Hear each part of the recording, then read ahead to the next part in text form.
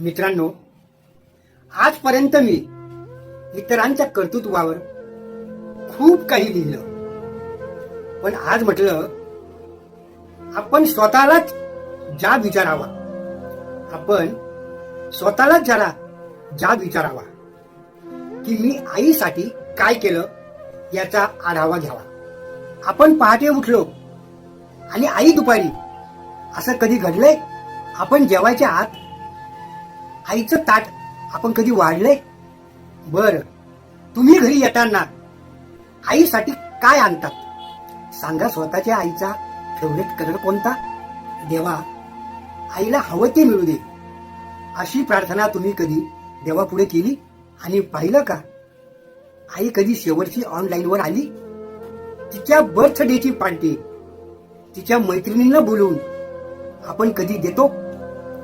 आणि तिने केलेला पसारा आपण कधी आवरतो? तरीही बाळाला कुणी काही बोललं तर तिचं मन येतं भरून. तरीही बाळाला कुणी काही बोललं तर तिचं मन येतं भरून. आपण बोलताना मात्र शिव्या आईवरून. अहो, लक्षात ठेवून बाळासाठी ती सतत हात पसरते. कधी देवापुढं, कधी दैवापुढं, कधी नशिबापुढं ती सतत हात पसरते.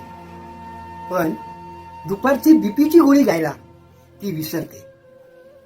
आई आई होऊन बाळांनो कधीतरी वागा ना, आणि तिचा खरबडलेला हात कधीतरी हातात घेऊन बघा ना. अहो, कितीही कर्तृत्व गाजवा तुम्ही, तरी ही झेप कमीच पडते आणि आईच्या कडेवरच बाळाची उंची वाढते. अरे, उगाच कशाला त्या अध्यात्मक आणि श्रद्धेच्या गप्पा आणतात? आईच्या पोटी जन्माला येताना देव कुठे आहे म्हणतात. आईला सतत बाळाच्या प्रेमाचा ध्यास आणि प्रेमाची धुंदी. बाळांनी गंमत आणली नाही तरी आई सदा आनंदी.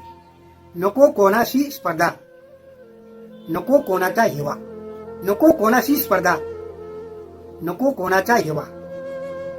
आणि जग जिंकायचं असेल तर मित्रांनो, आईच्या पायावर डोकं ठेवा.